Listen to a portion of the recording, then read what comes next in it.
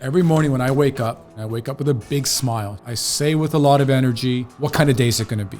I greet every person I walk by. I never say I'm great or I'm good. I always say loving it, living it. So happiness is not about the dollars that you're putting into your bank account. Happiness is about being a contributing person to society and doing the best that you can at it. All right, welcome back to the Witz Podcast. We are here with a very special guest as usual, a good friend of mine who I met recently, Parveen Dhupar, like super duper, who is a brand strategist, a visionary, a designer, a serial entrepreneur, and a mentor to many entrepreneurs, founder of BTI Brand Innovations, also the president of the Toronto chapter of EO, Entrepreneurial Organization. So we're going to have a great conversation about this today. We're going to talk about entrepreneurship, creativity, leadership, what it's like to be successful in today's world, and really excited to jump into it.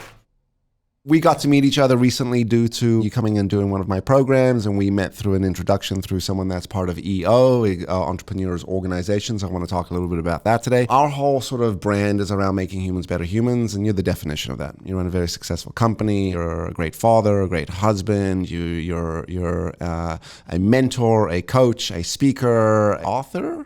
Yes, working on that one. And I'd love to pick your brain today around just what it's like to sort of be an entrepreneur in today's world, because we have a lot of people that are sort of popping up and, you know, wanting to start a business, or they're young in their career and thinking maybe they'll make a transition into running their own shop type of thing. So let's talk to them about the sort of do's and don'ts of this, and tips and tricks and best practices and habits. You've been an entrepreneur for ever? Quotations? I have been unemployable my entire life. Right, so let's start back in history. I mean, what was your first business? You remember those days? Oh, wow. So am I going to go all the way back to when I was in middle school? Yeah, we could do that. When did you recognize you were an entrepreneur? I mean, it really does start back into being a young immigrant, growing up in Canada with next to nothing really, right? I mean, my parents were hardworking immigrants who came here in 75, worked in a factory, lived from hand to paying the bills, and that was it. So food on the table, that was the mindset. And I was always driven because I didn't want to live that kind of lifestyle. I always wanted to create a future for myself where I can create some sort of wealth and have fun.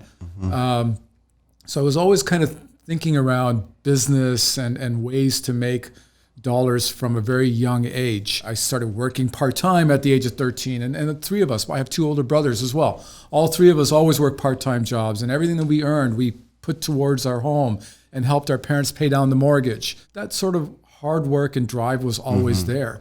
You know, I had this conversation not too long ago, and we were talking about something similar. I asked the question, do you think that is lost in some of the younger generations, that killer instinct, that fight, that drive? So I look at my kids, for example. So my older son is 23, my younger son's 21. I know that we're giving them a lot more than I've ever had. But I've always made sure that they understood the value of what they had and how I got to where I am today. Do they have that killer instinct? They know that they have a security nest. That's the difference. That's really the difference. But I still believe that it's a different type of a drive. My kids are driven. Right? That was going to be my next question, which is, are they actually driven? So they are driven. They're driven to succeed in the path that they're following. Yeah. And I see that. Like my older son, he's far more driven than I ever was at his age. He knows exactly what he wants, and he's going for it. Awesome. He's a performing artist, and he knows this career right now during COVID, there is no career. There's no performing happening on stage. And he has to figure out, how is he going to continue to perform on virtually online. So what's the advice you give him? I mean, as an entrepreneur, as a business owner, as a leader, as a coach and a mentor, and as a dad, what's the advice you give to your son his career has come to a screaming halt? How does he pivot that? He has started his own performing arts company, and he has a give back attached to that. And what he's doing right now is he is running his own performances online. He's running shows online. Cool. And he's doing it where there really isn't a lot of revenue being generated but it's almost like a give back to the arts community. So whatever dollars they raise, they just divide it up between all the performers. Awesome. So he's trying to figure out how to do it. It's not the same. He's not happy with it. Right. So the advice I'm giving him is analyze the industry. Bring some innovation to the industry. Like, don't look at the fact that you're performing virtually as sort of holding you back. Look at it in terms of how do you move the industry forward, right? And maybe there is something here from performing virtually that can become the new norm. I hate the new norm. There's nothing normal about this stuff, right? It's we're living in a very upside down world right now. That's right. This is an abnormal world. Right.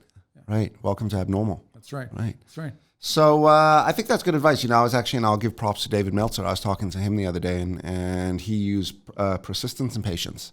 He said, you got to be persistent. You got to keep driving that, right? You got to keep moving.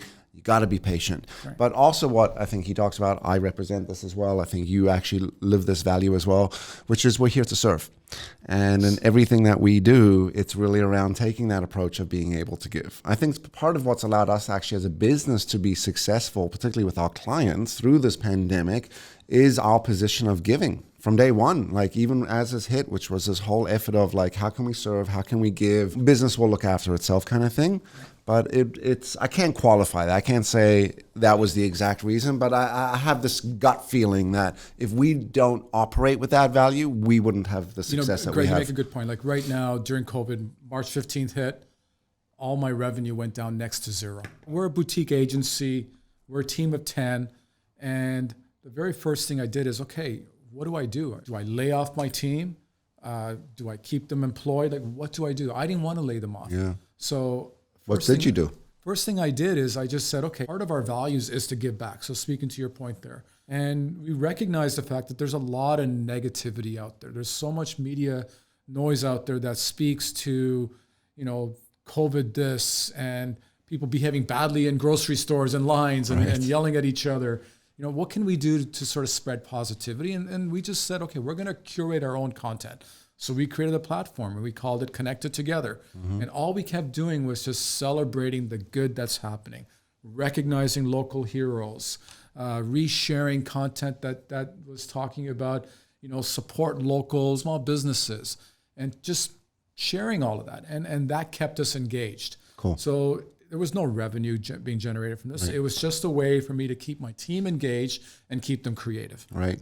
Right. And maybe that's the difference. That's the real solid line between sort of, a corporate leader versus an entrepreneurial leader, which is that entrepreneur i.e.,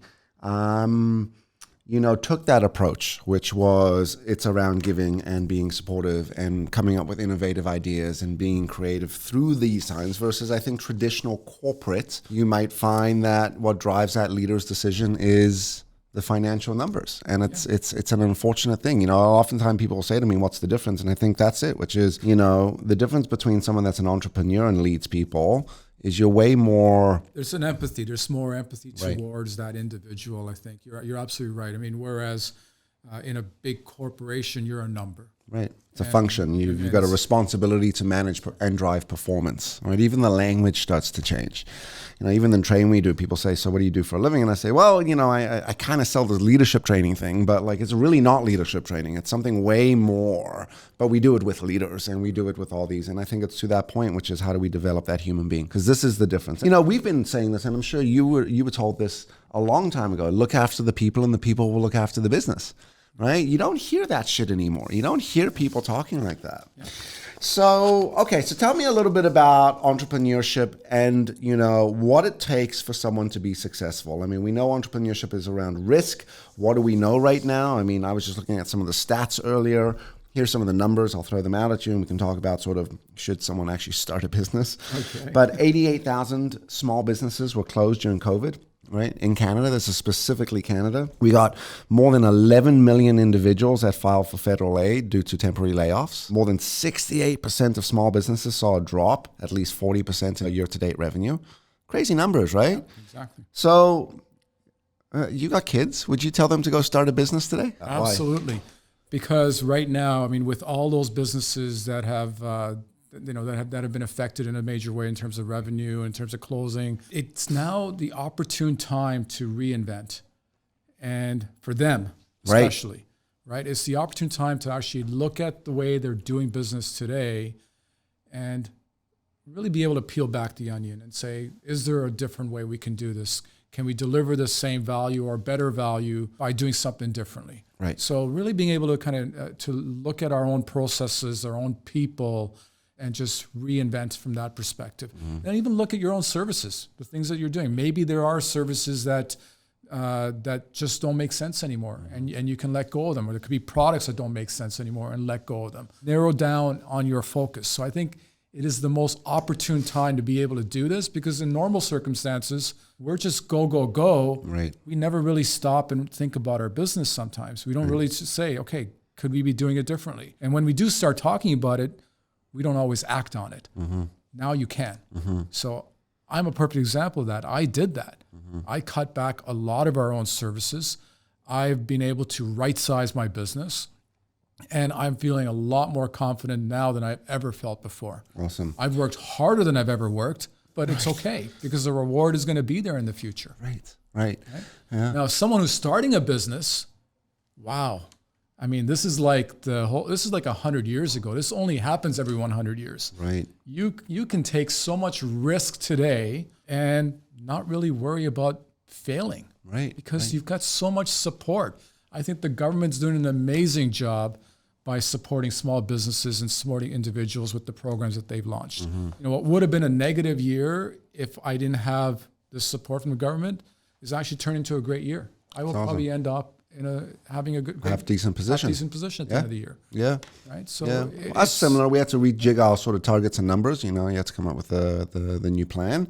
But all in all, the government has been a great support. In fact, it's also allowed me to onboard some new talent, which I don't know if I wouldn't have been able to do. And I think I was actually chatting with my wife the other day, and ended up buying a Nintendo Switch for my daughter, 6 years old. She wants a Nintendo Switch. And of course, maybe I eclectically got caught up in, I remember I was only 10 when I got a Nintendo and how good it was, right? Right. So, first of all, to get a Nintendo Switch nowadays, good luck. All right. You can't find them on Amazon. You can't find them anywhere. Fast forward the conversation. I get on Kijiji, and there's a small little electronic shop out in butt F nowhere, right? Small individual guy. I think I overpaid for it.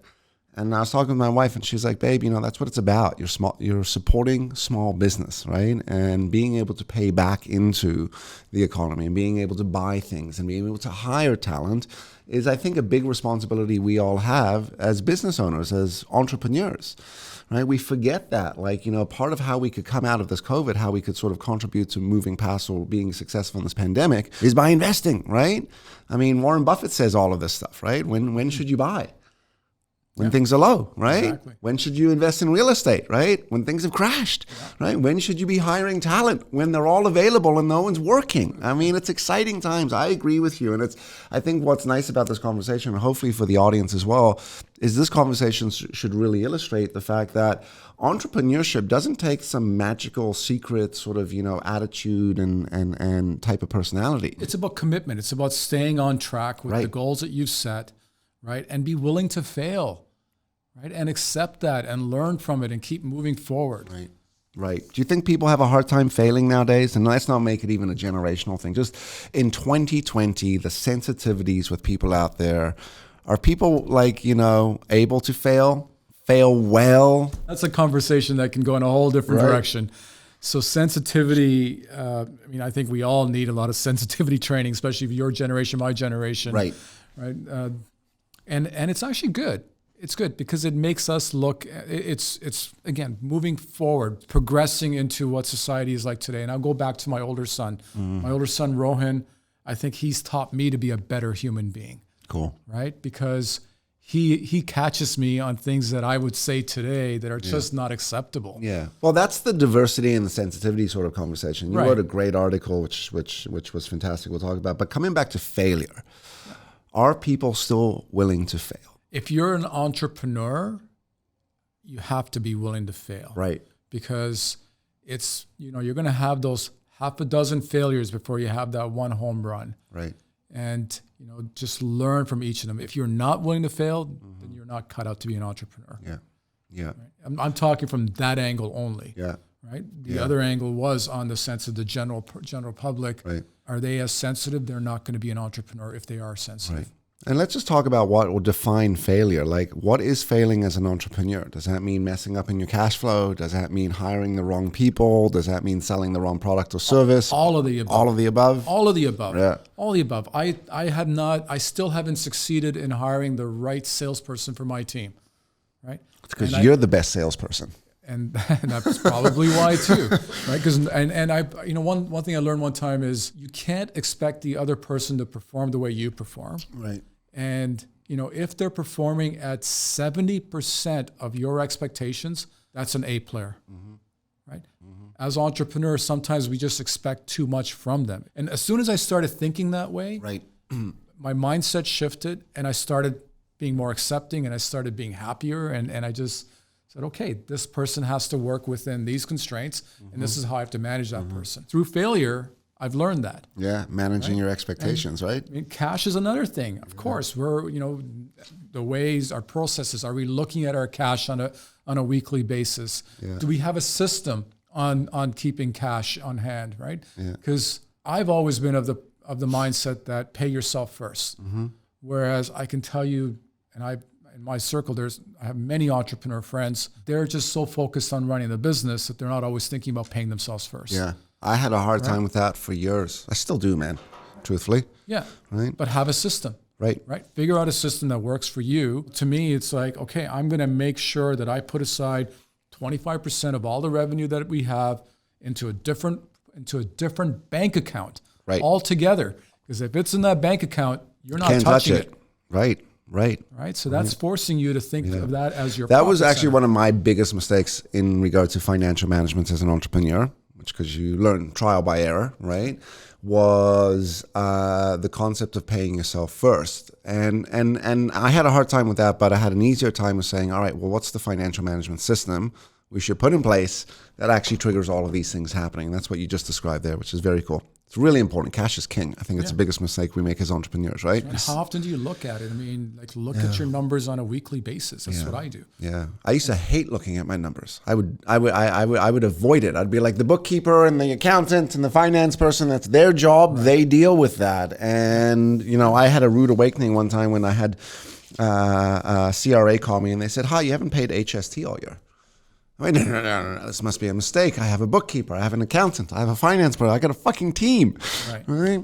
Went to the person, they were like, yep, no, just didn't do it. Yeah. Why not? Well, many different reasons. Forgot, it was late, I was going to do it, we didn't actually have the cash at the time, etc. And I was not looking at the numbers. I have a system where I see, okay, this is how much HST is projected. Right. That we're going to have to pay. Yeah. Right. And this is the payroll that's going to be coming out this month. So I know all the numbers that are going to be coming out. So that's my weekly meeting that I have with my operations manager. So she's showing me everything. Right. This is how much cash we have in hand. This is how much cash we have in the other bank account. Right. Just in case if I do have to shift dollars over. Right. But I always make sure that my working capital account always has a minimum of 3 months worth of cash there. That's an old school rule, which is like, it was like, if you're going to get married, make sure you're saving 3 months of rent for, call it the engagement ring. If you're working out there, make sure you've got 3 months of rent just in case you ever lose your job, right? If you're running a business, make sure you could pay payroll for 90 days, right? Because it's sometimes it dries up a little bit, right? And today, I don't even know if it's 3 months. Maybe it should be 6 months. I was about to say. Maybe it should be a year, right? Should be a year. Depends on your own way of how you manage your business.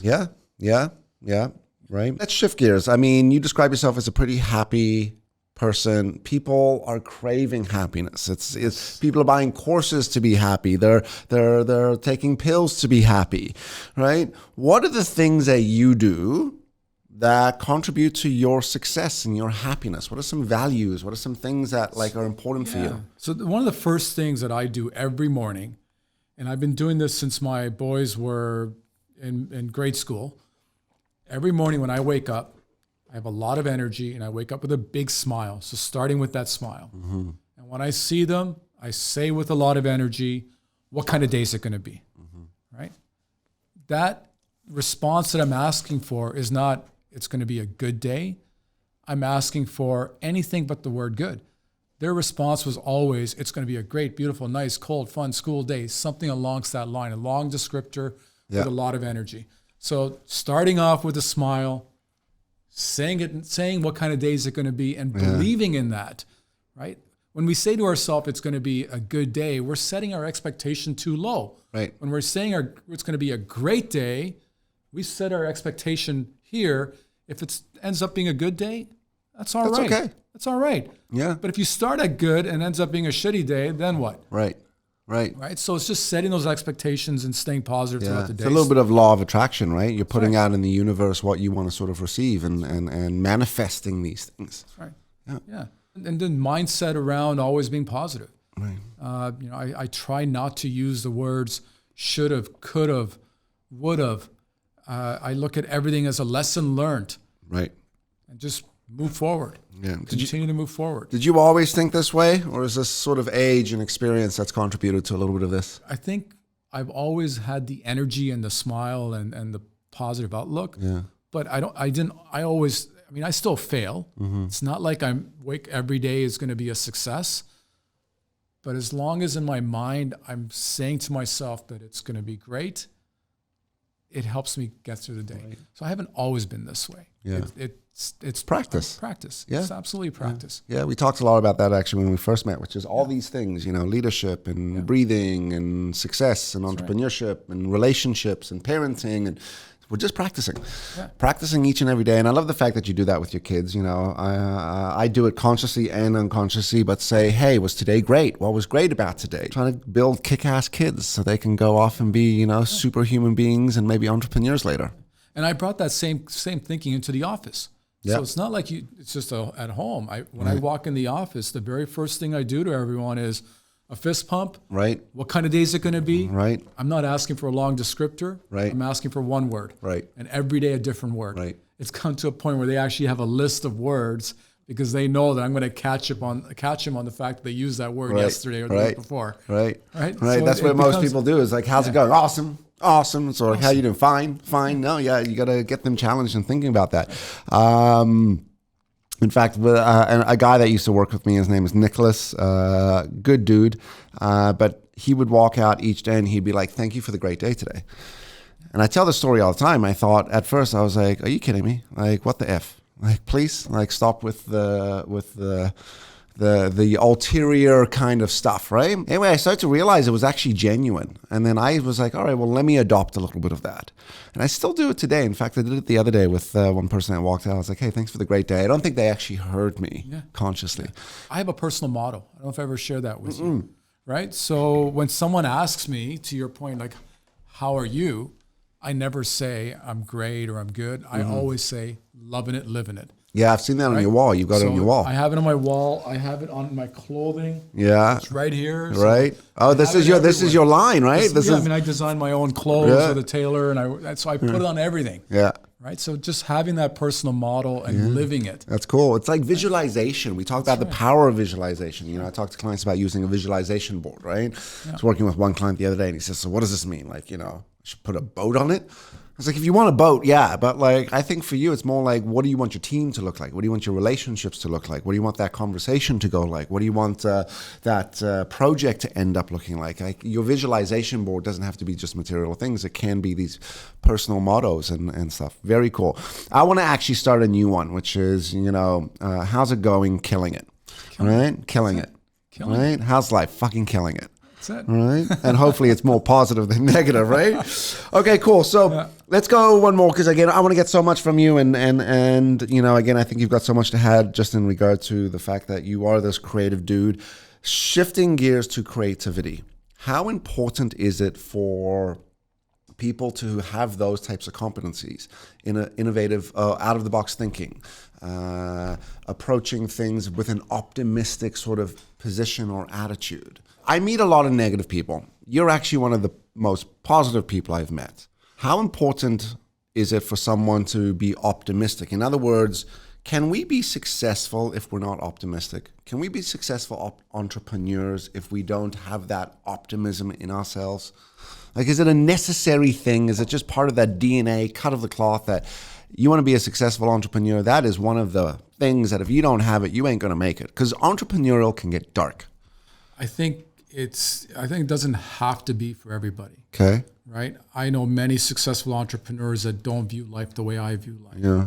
that will always question everything that they do. It doesn't mean that they're not successful in their businesses, right? Success is not necessarily about dollars. It's more than that. To me, it's very important. Like, I don't want to look at the negative. I always want to ignore the negative.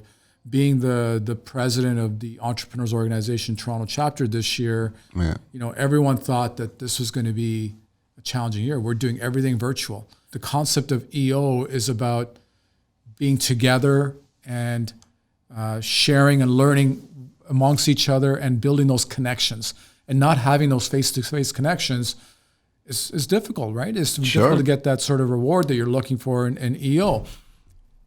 I think I was meant to be the leader for this time, because when everyone else is thinking that we're not going to be able to deliver this sort of value of being in person and be able to build those connections, I'm looking at it and saying, we can do it. Let's figure out how we're going to do it. And I'm getting emails on a regular basis from members saying how happy they are. Awesome. Right? And that they're engaged, that they're meeting with their forum mates. We're figuring out safe ways of doing it. We're figuring out how we can do hybrid events. So I'm just speaking to your optimistic comment here, because many leaders in the organization said, we can't do this. What are we going to do? Yeah, but look what it took to make the organization a success. Not all these other leaders that were saying, oh, it's going to be a really tough year. It took one asshole to jump up and be like, hey guys, hold on a second. This could be great. Let's try this. And that was you. Driving ideas, inspiration, optimism, which started with you. That's where you wake up. You wake up each day with this energy and this effort and this sort of defined purpose to give, to contribute. And I might argue that I don't know if EO would be as successful during COVID, this specific year, this specific time, if it didn't have a guy like you driving that. And you got a few people around you who also live that, who are part of the organization, who are driving that as well. Absolutely. I've got a great leadership team that is supporting the vision, that's behind it, that understands that we need to get through this. My job is to keep them engaged, keep them focused, keep them motivated. But that's what the leadership is. I mean, I think you just described it. At the end of the day, we tend to want to complicate this whole topic of leadership. What makes a successful leader today? Well, blah, blah, blah. But at the end of the day, it's exactly what you just did. It took one dude, one person to say, you know what? I'm going to believe that things are going to be great. And just keep preaching that and spitting that out and shouting it from the mountaintops. And then eventually certain things start to manifest, things start to come into play. Of course, like the event had to be good, things had to happen properly. But it was through that now the belief came, right? Absolutely. I mean, I'm just picturing you as this cartoon, right? Like being like, don't worry, everybody. I will take the mountain first and see if it's all right for us. You come back down. You're like, it's cool. Come on up. It's super cool up there. I'm laughing only because I actually did do a cartoon of myself, and it's my Zoom background on all the sessions. That's amazing. That's amazing. So again, I hope what the audience, a big smile. Right. I hope what the audience is getting out of this is, the real responsibility we have as entrepreneurs and as leaders, which isn't to always have the answer, but be willing to take the risk, be willing to believe in where we're going, take the risk to be optimistic where some people aren't. It's cool, man. You're the definition of it all. I want to start to wrap up, but tell me, what advice do you have for people in the world today? It could be business, it could be entrepreneurship. Do you have a top 5 that you tell people? Or are there are there regular sort of, pieces of like knowledge that you like to drop with people? Goal setting is really important. So I believe in this a lot. You just might have perked up. When I was 16, I had an uncle that gave me a great advice. When you're a brown guy, if you're not a doctor, lawyer, an accountant, or engineer, you're a pharmacist, right? And I was pursuing the path of the arts. This one uncle took interest in my art, wanted to see all my work, and he gave me this advice one time. He said, write down all your goals on a piece of paper, the biggest goal to the most ridiculous goal, and every month, look at that list, add to it, scratch things off, but keep reviewing that list. When I was 31, I think I had about 30 items on that list. I crossed off everything but 2 things. Without even realizing you had accomplished those things? Without even realizing it, because I built that habit of always looking at that list, crossing things off, and adding things, right? So just everything but two things. World peace, still working on it. Right. And the other one was my 911 Turbo, because I always had that holster, the 911 Turbo at that time. So I eventually did get it. Amazing. But anyways, so goal setting is one thing that I would tell people. And what are some other sort of successful habits you practice? It doesn't matter what career you're going to fall into, whether you want to be a doctor or whether you want to be someone working in a restaurant who's waiting. I think as long as you're just put in 110% into whatever you do and be happy. Yeah. Right? So happiness is not about the dollars that you're putting into your bank account. Mm-hmm. Happiness is about just being a contributing person to society and doing the best that you can at it. Yeah. I heard something the other day, which is happiness doesn't make you successful.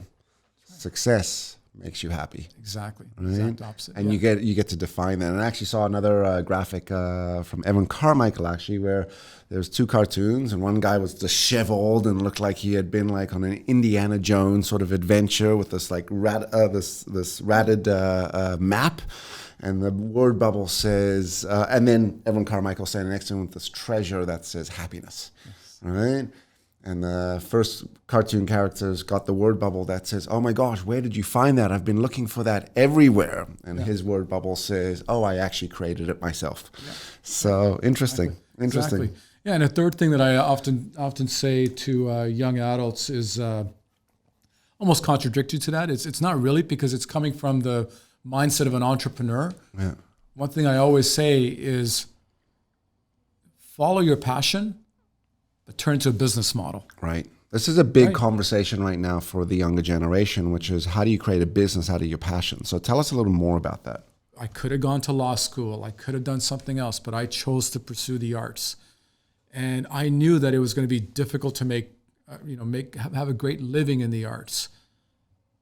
But I chose to do it. And right away I said, okay, how do I turn this into where I'm not living off of a minimal income, but I can be able to achieve those goals that I set for myself. So I knew that I had to start freelancing. I learned the business side of it, of running an agency right from the beginning. I worked for only one agency for 1 year, and that was it. And I learned very quickly on what works and what doesn't work. So it's just, sticking to that goal of your passion, and then figuring out how you can turn that into giving you the dollars that you want to live the lifestyle you want. Yeah. So that's how I did it. My older son, same thing. Being a performing artist, he's a gifted kid.